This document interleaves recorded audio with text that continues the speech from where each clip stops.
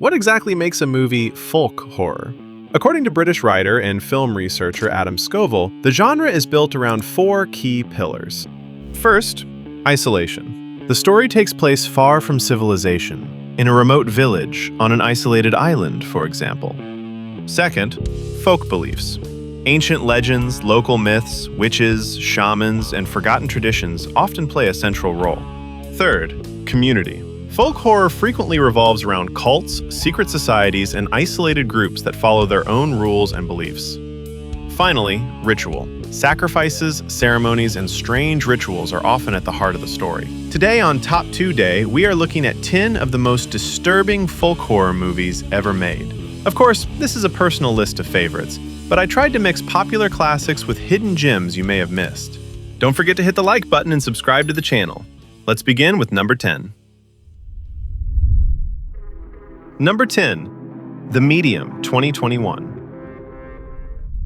The Medium, directed by Banjong Pisanthanakul and produced by the Wailing creator Na Hong Jin, is one of the most interesting folk horror films released in recent years, despite receiving mixed reviews from both audiences and critics. The movie is disguised as a found-footage documentary and takes place in rural Thailand, where belief in spirits, shamans, and possession is still part of everyday life. The story revolves around Nim, a local shaman who believes she has been chosen by a spirit known as Bayan. According to local tradition, Bayan protects the village and speaks to people through Nim. For generations, the women in her family have served as vessels for this spirit, acting as healers, advisors, and intermediaries between the living and the supernatural. However, problems begin when Nim's niece Mink starts behaving strangely. At first, her family assumes she's simply going through a difficult period in her life. But as her condition continues to deteriorate, even experienced shamans begin to wonder whether they are dealing with the spirit they have worshipped for generations or something else entirely. What I really like about The Medium is how convincing it feels during the first half. For a while, it barely feels like a horror movie at all. Instead, it feels like you're watching a real documentary about local traditions and spiritual beliefs. The movie also makes excellent use of subtle horror. Combined with several genuinely effective jump scares, it creates a constant feeling that something is wrong long before the characters realize it themselves. The Medium is not a perfect movie, but it remains relatively unknown compared to many of the other films on this list. Despite its flaws, it remains one of the most unique entries in the genre and is absolutely worth checking out. Number 9, Onibaba, 1964. Onibaba is not only one of the best films on this list, but also the favorite movie of Willem Dafoe. Released back in 1964, it is one of the earliest and most influential folk horror films ever made. Despite lacking some of the genre's more obvious elements, such as cults or elaborate rituals, it is widely regarded as one of the films that helped lay the foundation for folk horror as we know it today. Set in medieval Japan during a brutal civil war, the story follows 2 women who survive by robbing and killing lost samurai, wandering through the endless fields of tall grass surrounding their home. One day, a man arrives claiming to be a friend of their son and brings terrible news. Their son has been killed in the war. We soon learn that one of the women is actually his widow, and before long, the newcomer begins a secret affair with her. The older woman does not take this well. Fearing that she will be left completely alone, she comes up with an unusual plan to drive the 2 lovers apart and preserve the life she has built for herself. What comes out of this, and what the title Onibaba, roughly translated as Demon Woman, has to do with the story, you'll have to discover for yourself by watching this masterpiece. I know this might sound strange, but this movie is so well made that tall grass itself almost becomes a character in the film. The endless sea of reeds is beautiful, hypnotic, and at the same time, incredibly unsettling. Every scene feels like someone could be watching from just a few feet away. Visually, the movie is absolutely stunning. It's hard to believe it was made more than 60 years ago. The black and white cinematography is fantastic, the use of shadows is brilliant, and some shots honestly look better than those in many modern horror films. Unlike many folk horror movies, Onibaba doesn't rely heavily on supernatural elements, and only briefly uses them to make the events feel more believable and grounded. Very good movie, which you will remember for sure. Highly recommended. Number 8, The Ritual, 2017. After watching The Ritual twice, I can confirm that this movie alone contains more jump scares than all the previous films on this list combined. Normally, that would be a bad sign, but somehow this movie manages to make almost every single one work. Directed by David Bruckner and based on the novel by Adam Neville, The Ritual follows 4 friends who travel to Sweden for a hiking trip in memory of their recently deceased friend. After one of them gets injured, the group decides to take a shortcut through a dense forest. As you can probably imagine, this turns out to be a terrible idea. Soon they begin discovering strange symbols carved into trees, abandoned structures hidden deep within the woods, and signs that someone, or something, may be watching them. What I really like about The Ritual is how effectively it uses the forest itself. Much like the tall grass in Onibaba, the woods become a character of their own. The deeper the group ventures into the forest, the more isolated and helpless they become. The movie combines ancient Norse mythology, pagan beliefs, cults, rituals, and one of the most memorable creature designs in modern horror. Moreover, beneath all the horror, ancient gods, and terrifying creatures, The Ritual is also a story about guilt, trauma, and overcoming your fears. Luke is not just trying to survive the forest. He's trying to escape the memories that have haunted him ever since the death of his friend. And unlike many folk horror films that rely almost entirely on atmosphere, The Ritual is genuinely scary. It's not the deepest movie on this list, and it certainly isn't the most disturbing. But if you're looking for a folk horror film that is atmospheric, creepy, and actually manages to scare you on a regular basis, The Ritual is an easy recommendation. Number 7. The Devil's Bath, 2024. The Devil's Bath is the most recent film on this list, and also one of the most emotionally devastating. It tells a story about depression, isolation, and one of the darkest periods in European history. Set in 18th century Austria and inspired by real historical records, the film follows a young woman named Agnes after she marries and moves into a small rural community. What should be the beginning of a new life slowly turns into a nightmare as loneliness, social pressure, and despair begin to consume her. However, as a deeply religious woman, like most people of her time, she cannot simply take her own life without risking eternal damnation. As a result, she begins searching for another way to reach heaven. Unfortunately, the consequences of that decision are absolutely devastating. For whatever reason, this movie hit me incredibly hard. A large part of that comes from Anya Plashke's performance, which is absolutely phenomenal. You can almost feel Agnes's mental state deteriorating scene by scene. The film is also visually exhausting in the best possible way. Every location feels cold, hostile, and oppressive. Even when nothing particularly frightening is happening, there is a constant sense of discomfort hanging over every frame. What makes The Devil's Bath so disturbing is the fact that much of it is rooted in reality. The movie explores a real historical phenomenon that existed for centuries and reveals just how hopeless life could be for many people living during that period. It's not the scariest film on this list, but it may be one of the saddest. And by the time the credits roll, you'll probably feel emotionally drained. The ending is brutal, so be ready. Number 6. Hagazussa, 2017. Hagazussa is probably one of the slowest movies on this entire list. In fact, some people will absolutely hate it for that reason alone. But if you're patient, the payoff is worth it. Hagazussa, often described as a spiritual successor to The Witch, the film takes place in the Austrian Alps during the 15th century and follows a young woman named Albrun, who lives in isolation with her mother, far from the rest of society. From the very beginning, the villagers view her family with suspicion. Rumors of witchcraft surround them, and as Albrun grows older, loneliness, fear, and rejection slowly begin to consume her. Unlike most folk horror films, Hagazussa relies very little on dialogue. Instead, it builds its atmosphere through haunting imagery, disturbing sounds, and a constant feeling of dread. At times, the movie feels less like a traditional horror film and more like a nightmare you can't wake up from. The costumes, locations, and overall atmosphere make it easy to believe you are looking into a forgotten and deeply unpleasant chapter of European history. Also, without spoiling anything, Hagazussa contains one of the most disturbing and uncomfortable final acts on this list. The last 20 minutes are genuinely horrifying and completely change the way you viewed everything that came before. This is not an easy movie to watch, and it certainly isn't for everyone. But if you're looking for a dark, atmospheric, folk horror film that slowly drags you into madness before delivering a devastating ending, Hagazussa is absolutely recommended. Number 5. November 2017.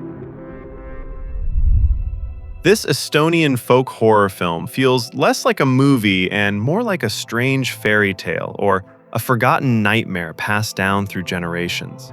Set in a rural village filled with witches, spirits, strange creatures, and old superstitions, the story follows a young woman named Lena who is desperately in love with a local boy. Unfortunately for her, he has his eyes set on someone else. Now, I could spend the next 5 minutes trying to explain the plot, but honestly, November is one of those films you simply have to experience for yourself. The world of the film is unlike anything you've ever seen. Villagers make deals with the devil, the dead walk among the living, and bizarre creatures known as krats help people with their daily work. Somehow, despite all this madness, everything feels completely natural within the world of the movie. Visually, November is absolutely stunning. The black and white cinematography is gorgeous, and nearly every frame looks like a work of art. There are moments in this film that honestly feel as if they were taken from an old European folklore painting. What makes November such a great folk horror film is how deeply rooted it is in local folklore. Every strange event, creature, and superstition feels like it came directly from centuries-old legends. It's weird, beautiful, and unlike almost anything else on this list. If you've grown tired of traditional horror movies and want something truly unique, go and watch November. Number 4. Midsommar 2019. At this point, Midsommar has become a folk horror classic. Directed by Ari Aster, the filmmaker behind Hereditary, it is probably the most famous folk horror movie of the last decade. The story follows Dani, a young woman grieving a terrible family tragedy, who joins her boyfriend and a group of friends on a trip to a remote Swedish commune preparing for a once-in-90-years festival. At first, everything seems almost idyllic.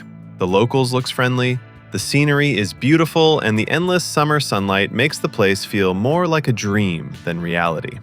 However, it doesn't take long for the visitors to realize that some of the community's traditions are far older and far more disturbing than they first appeared.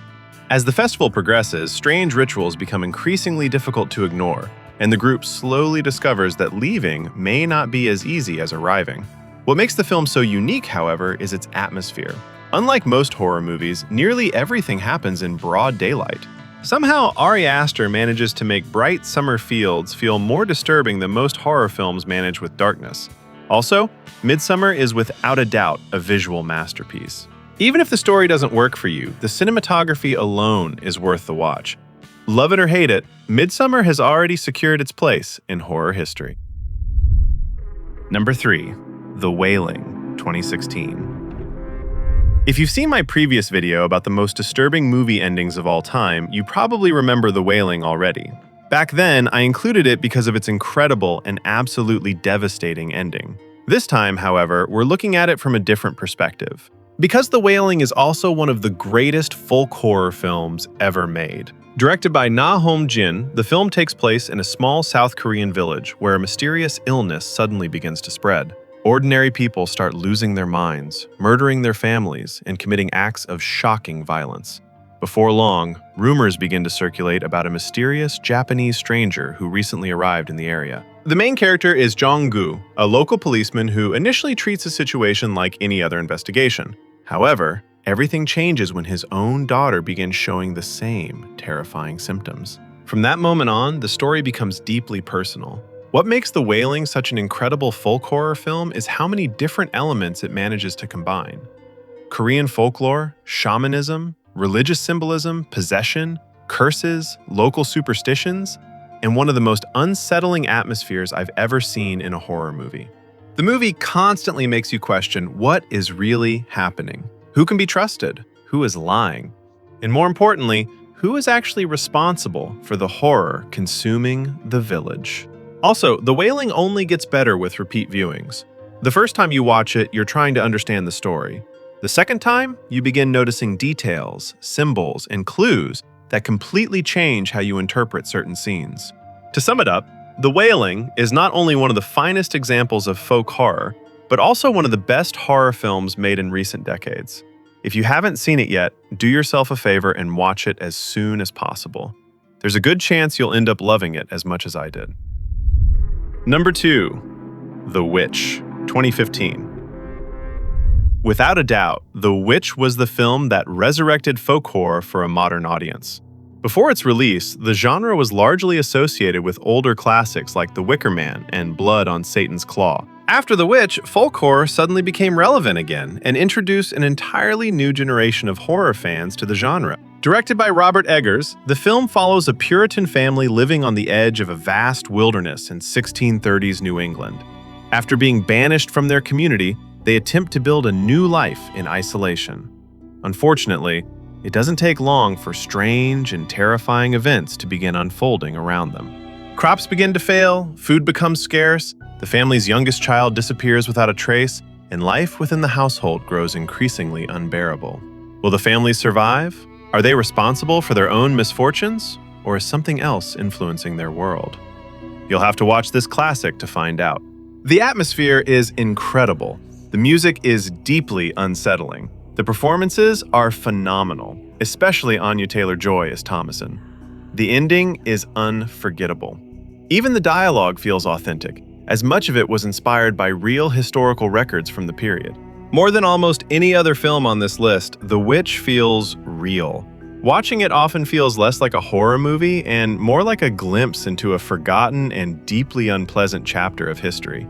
Also, the film is filled with religious paranoia, superstition, isolation, and the constant fear of evil lurking just beyond the edge of civilization. In many ways, it contains almost every element that defines folk horror as a genre. It's also worth mentioning The Lighthouse, another fantastic film by Robert Eggers that many people consider folk horror as well.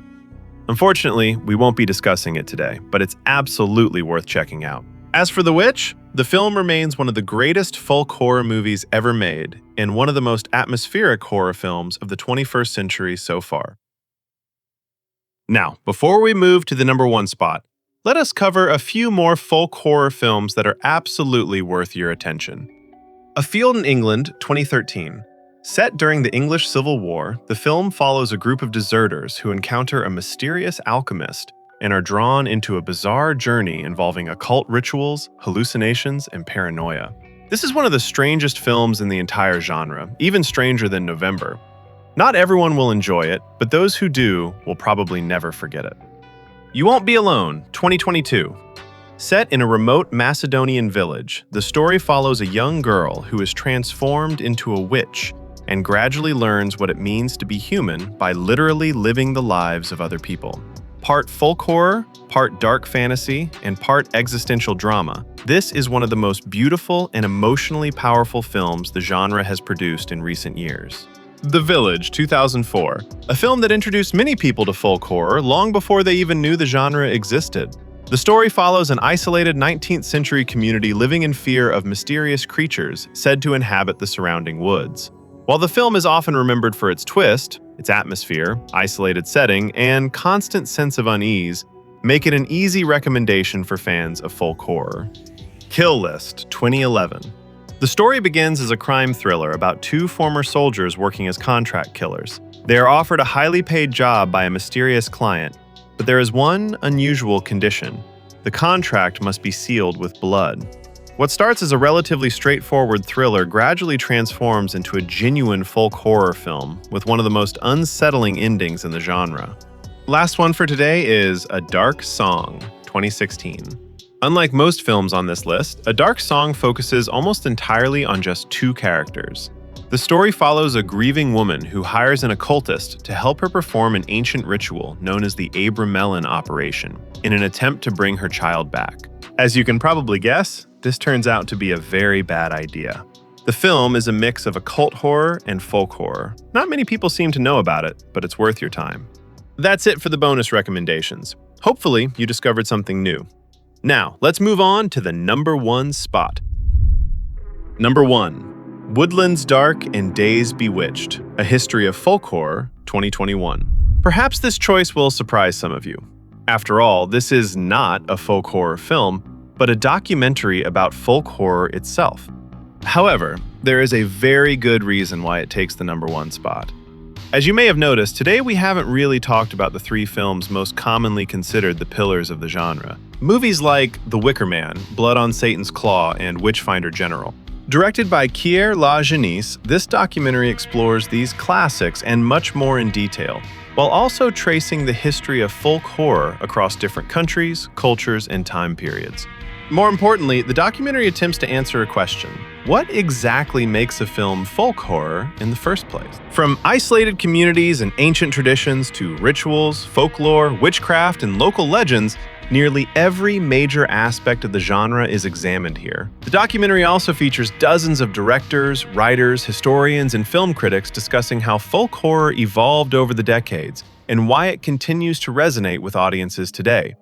You'll even see filmmakers such as Robert Eggers and Ben Wheatley sharing their thoughts on the genre and the films that helped shape it. As a result, it becomes much more than just a list of recommendations. If you're interested in films like The Wicker Man, Blood on Satan's Claw, and Witchfinder General, you'll find plenty to enjoy here. The documentary breaks down these classics in great detail and explains why they became so important to the development of folk horror. To be honest, part of me feels guilty for not covering at least one of these legendary films today. However, the goal of this list was to introduce you to something new rather than simply repeat the same classics everyone already knows. And this is exactly where this documentary becomes valuable. By the time it's over, you'll probably have enough folk horror recommendations to keep you busy for months. Whether you've watched 5 folk horror films or 50, chances are you'll discover something new. And for anyone interested in exploring the genre beyond the obvious classics, there is probably no better place to start. So, that's it for today. But before we go, there's still one important question left to answer. What is your favorite folk horror movie of all time? Did your favorite make the list? Or is there a hidden gem that deserves far more attention? Share your picks in the comments below. Your recommendations might help someone discover the perfect movie for a late night watch. And while you're writing that comment, don't forget to leave a like and subscribe to the channel. Plenty of new videos are already on the way.